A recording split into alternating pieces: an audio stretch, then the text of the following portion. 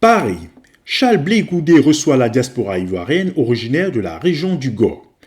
Après son acquittement par la Cour pénale internationale, Charles Blé Goudé est en tournée en France pour dire merci à la diaspora ivoirienne et africaine. Pour ce jour, il avait rendez-vous avec les Ivoiriens de la diaspora originaire de la région du Gor, à savoir la ville de Gagnoa et les villages environnants. Plusieurs ressortissants du Gor ont répondu présents à cette invitation.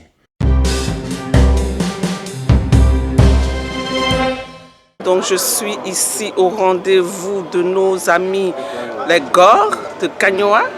Donc vraiment je suis dans la joie. Je suis heureuse d'être là et de pouvoir rencontrer pour une énième fois notre président Charles Blé Goudé, parce qu'ici il est à Paris, mais nous l'avons rencontré en prison, nous l'avons rencontré à La Haye, à sa résidence, et aujourd'hui nous sommes à Paris pour le rencontrer par l'intermédiaire des Gor, donc des enfants de Gagnoa. Et je suis de Gagnoa. Donc ici, voilà, je suis impressionnée, je suis contente, je suis heureuse d'avoir fait le voyage depuis Liège, en Belgique. Et je suis avec vous aujourd'hui encore pour honorer le COJEP, pour honorer le président, pour honorer notre parti. Et la Belgique s'est déplacée pour venir pour cet événement grandiose. Voilà, aussi en parlant du pays. Ah, mais que dire en parlant du pays? Ben, notre président, Gbagbo Laurent, il est rentré. Il est au pays. Il est à Maman. Il est dans son village. Et il va pouvoir prendre les choses en main. Il va pouvoir continuer la lutte et continuer ce qu'il a laissé il y a 10 ans de cela. Et nous sommes là pour un événement de taille dans le cadre de ses visites à ses parents, à toutes les communautés ivoiriennes après son acquittement. Aujourd'hui, c'est la population de Gagnoa qui le reçoit. Et cet événement est d'autant plus important et capital que c'est en même temps sa région. Alors nous attendons pour aussi, en tant que cadre de Gagnoa et ressortissant de Gagnoa, échanger avec le frère et le fils. Bien sûr, l'actualité récente de la Côte d'Ivoire, c'est bien sûr le retour de Laurent Gbagbo, donc le père du fils. Et nous pensons que l'autre événement que les Ivoiriens attendent, c'est le retour du fils de Charles Blé Goudé pour rejoindre son père, et que le processus de réconciliation qu'il prône puisse être mis en route et être presque la deuxième force de son père, afin que la Côte d'Ivoire retrouve son unité, sa cohésion et sa quiétude. On a abordé tous les pavés de Paris pour une cause qui est la paix dans notre pays, qui est la Côte d'Ivoire. Donc nous avons été invités par notre frère Charles Blé Goudé, notre président du COJEP. Et on ne pouvait pas ne pas être là. Donc pour avoir plus d'informations, pour savoir comment il va, et puis bon, voilà, c'est la Côte d'Ivoire qui gagne.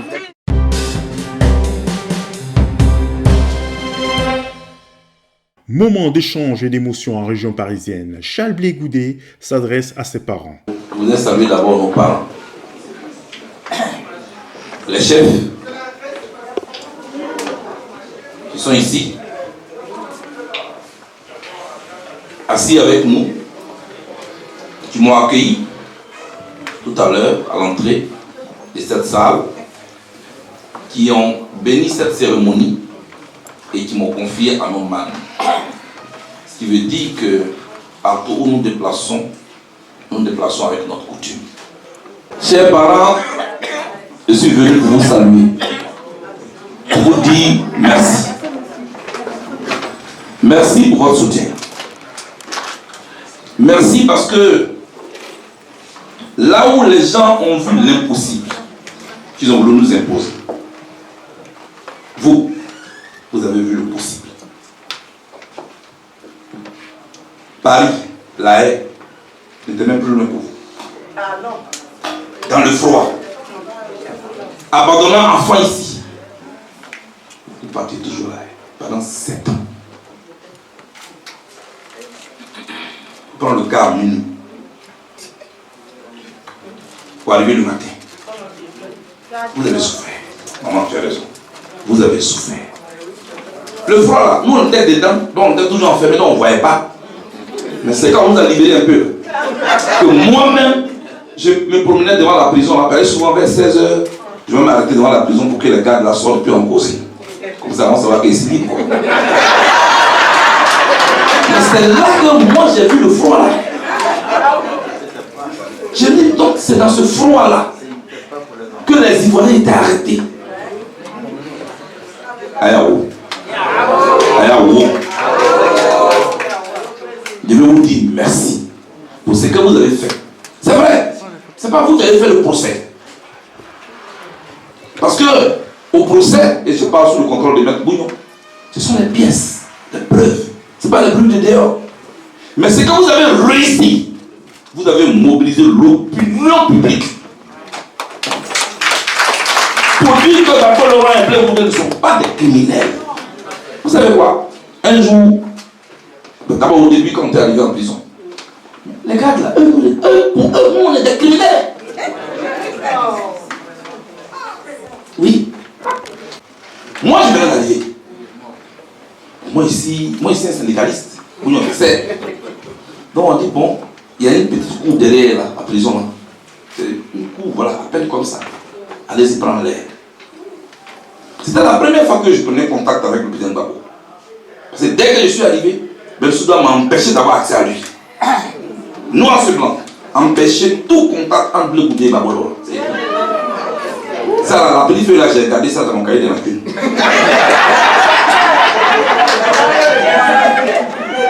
Et puis après, j'ai eu accès au chef. Et on nous a mis derrière pour aller prendre de l'air. On finit. Pour vous dire l'importance de votre combat. Comment les gens nous voyaient comme des criminels. Le président Gbagbo dit qu'il est fatigué, il veut prendre l'ascenseur parce que nos cellules sont au 3e. Et il y a un garde qui se pose à ça. Il dit le président ne prend pas l'ascenseur. Moi je vois les autres prisonniers là. Ils sont là, moi je ne comprends pas. Moi je viens d'arriver. Mais moi je me promène avec mon combat. Donc j'ai apporté le gars, il dit tu dis quoi même? Il a dit que lui, le président Gbagbo ne prend pas l'ascenseur. J'ai dit mais pourquoi? Il dit parce que c'est lui qui commande ici. J'ai dit ça c'est vrai. Tu commandes ici. C'est lui à qui tu parles et de qui tu parles. C'est un président. À côté de lui, il y a Jean-Pierre Bemba. C'est un vice-président. Moi-même qui te parle là, je suis ministre. Il y a Bosco qui est là, c'est un général. Bon, tu commandes ici, c'est vrai. Mais quand j'ai fini de dire ça, là, la question que je te pose, ici là, tu commandes qui? Toi, tu peux commander qui? Ici, où on l'a arrêté ici. Il faut quitter sur la route. Le président va prendre l'ascension. Parce que dans la prison, il y a un combat que moi je dois mener. Pour que mon chef soit respecté. Merci. Mais moi je suis un ancien prisonnier. C'est la 10e fois qu'il fait la prison. 9 prisons en Côte d'Ivoire, 10e prison internationale. C'est un garant international. Si moi je posais un coup, il faut me respecter. Parce qu'il y a un garant international qui est là-bas. Mais maintenant il a eu son garant international, il allait plaider à la haine. Grâce à mon garant aussi. Bref, moi je sais qu'il y a les caméras. Donc moi je faisais beaucoup de bruit pour que son patron arrive. Parce que moi je sais qu'il y a les caméras. Donc j'étais agité. Et puis le directeur de la prison est arrivé. Il dit il y a quoi? Je dis non, il n'y a pas de problème ici. Le monsieur que vous voyez là, il a pas de 70 ans. Il veut prendre l'ascenseur, il dit il est fatigué. Et le monsieur qui a dit, lui dit que c'est lui, non, comment? Et puis le monsieur a dit non. Monsieur Gbagbo, s'il vous plaît, vous pouvez prendre l'ascenseur. Et puis les autres là, vous monter, non, non, non, non. Vous et moi là, on prend l'escalier. Et puis, au fur et à mesure, j'ai vu qu'ils ont commencé à respecter le président. Ils ont commencé vraiment à le respecter, à lui donner tout ce qu'il mérite comme égard. Parce que vous venez manifester chaque jour. Donc ils ont commencé à s'interroger. Mais ça, c'est quel genre de criminel ça? Pour qui des gens se déplacent? Parce qu'on a trouvé d'autres prisonniers dedans. Charles Taylor était là-bas. Les Libériens ne sont jamais venus manifester pour lui. Et j'en passe. Mais vous avez montré que Babou et moi, on n'était pas des polices sans propriété. Vous êtes venus nous chercher. Et souvent quand vous venez, ce sont les gars là eux-mêmes qui viennent dire, ah, vos gens sont là encore. Hein. Toujours là, vos gens sont là encore. Même les cadeaux. Le directeur de la prison est venu me voir et dit, monsieur Blé, on n'en peut plus. Alors là, on n'en peut plus. J'ai dit, il y a quoi? Il dit, non, mais vos cadeaux sont trop. Il n'y a pas de place ici. J'ai dit, mais ouvrez une pièce parce que ça vient encore. Hein. Moi, je suis arrivé ici, là-bas, là, hein, avec un jean bizarre. Parce que le même jean qu'il y a pris dans lequel ils m'ont arrêté, là, c'est pour ça que j'étais pendant 14 mois à la DSP. Je n'avais même pas de serviette, monsieur. C'est mon voisin d'à côté, Jean-Yves Digopieux, qui me prêtait son t-shirt pour que je le sue. Là-bas où j'étais, on est venu vous dire que je n'étais pas en prison. Que moi j'ai fait deal avec Alassane Ouattara. C'est de cette prison que je vous parle. Que moi j'étais dans le village. C'est ça que je vous parle. C'est celui qui est mort là. C'est celui au moins. Jean-Yves Digopieux est vivant. Il est en Côte d'Ivoire. Même si l'autre est en prison, commandant Jean-Noël Labille. Vous n'avez pas vu son témoignage. Mais il est venu témoigner à la haine. Oui, Jean-Noël Labille. Si. C'est ce jour-là que moi, mon honneur a été lavé face à mon patron Babou. Parce que Abbaye témoignait. Il témoignait, puis à un moment, il a commencé à pleurer. Bougnon est là. Et il expliquait au juge comment on m'a traité.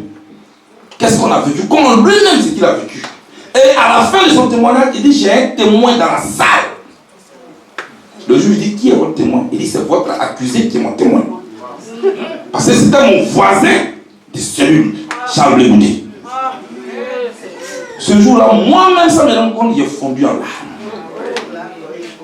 Le président Babou Abidjan, il m'a demandé, mais Blé, pourquoi tu pleures? Il dit, président, on t'a dit que je n'étais pas en prison. Que j'avais fait dire, Abbaye, je suis ici avec toi. Il est assis là-bas. Il veut te dire la vérité. J'étais en prison, mais voilà.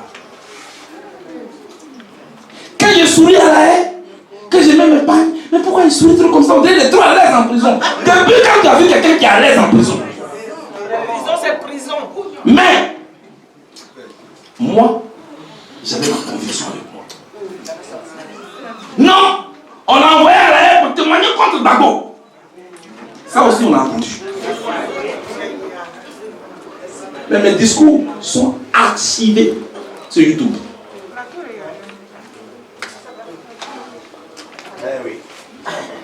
Cherchez un seul prisonnier dans le monde entier qui peut faire ce que moi j'ai fait. Où je regarde le juge dans les yeux. Je dis, j'étais pour Babou hier. Je le suis aujourd'hui et demain.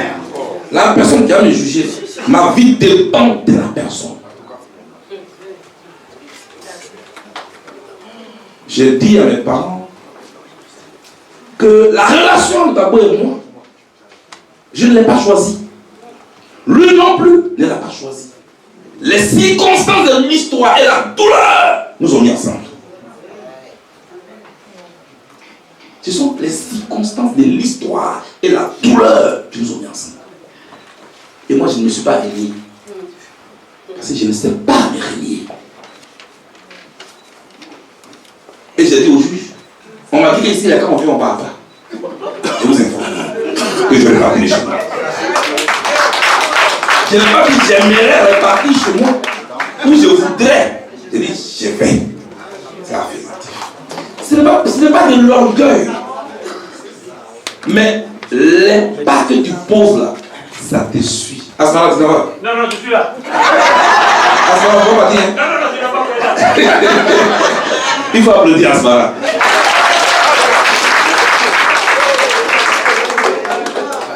C'est ça. s'est passé à La Haye. Je ne vais pas rentrer dans beaucoup de détails. Mais à côté de Gbagbo, c'est vous que je vais présenter. C'est vous. Simplement, moi, je n'ai fait aucun effort. L'histoire m'a choisi. À côté de mon patron, dans la souffrance. L'histoire m'a choisi. À côté de mon patron, dans la souffrance. Je devais démontrer que nous sommes droits. Que nous sommes des gens qui savent être des gens loyaux. Des gens qui ne sont pas criminels. Un enfant qui avait 28 ans, qui a 49 ans aujourd'hui. La crise ivoirienne m'a bouffé 21 ans de ma vie. Je n'ai pas vu mes enfants grandir. Parce que souvent quand vous parlez, vous ne pensez pas que moi aussi, je viens d'une famille. Je viens d'une mère. Mon père est mort quand j'étais en prison, je ne l'ai pas enterré. Tous mes grands frères sont morts derrière moi. Donc enlevez le visage de Bleu Goudé, puis mettez le visage de votre frère. Vous allez vous souvenir que ce que vous alliez faire si c'était votre frère qui était à ma place. Souvent, pensez à ça. On ne t'est pas allé en villégiature à La Haye. Je ne suis pas un fonctionnaire international qu'on a affecté à La Haye. J'étais en prison. Dans la même prison, dans la même souffrance que le président Gbagbo. En prison, il n'y a pas président. Hein? C'est vrai que c'est paix. C'est même paix. Hein?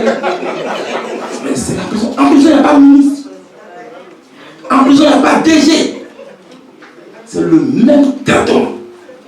Ce n'était pas facile pour le président Gbagbo. C'est pourquoi j'interpelle souvent les gens sur certains aspects. Mais ce n'est pas vraiment plus facile pour moi. Un jeune de mon âge peut dire, bon, eux ils ont fini de faire leur vie, je vais sauver ma vie. N'importe qui à ma place aurait pu craquer. N'est-ce pas? Pour choisir sa voie, sa vie. Mais le symbole Gbagbo était trop lourd pour le trahir. Il ne faut pas. Pour la Côte d'Ivoire. Pour ceux qui sont morts. Mais aussi, pour moi-même, ma conviction.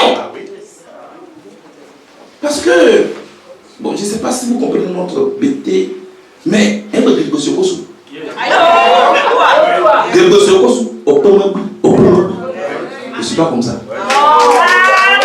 Moi, je suis pas malade, au diamant, tu es où? Il y a un problème, tu es où? Mais je suis resté droit.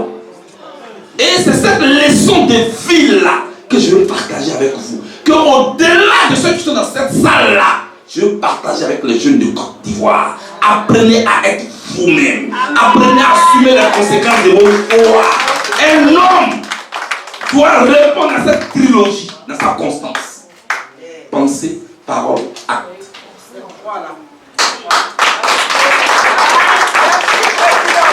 La constance de cette trilogie, le respect de la constance de cette trilogie, entre la pensée, le verbe, la parole donc, et l'acte.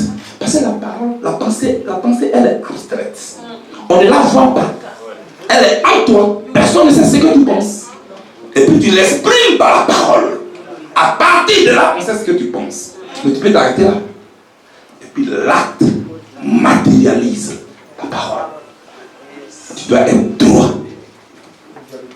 C'est dans l'épreuve qu'on compte ses amis. Et dans l'épreuve, j'ai été au côté de Gbagbo. Jusqu'au bout. Le jusqu'au bout, c'est moi. C'est pas quelqu'un d'autre. Applaudissez ça.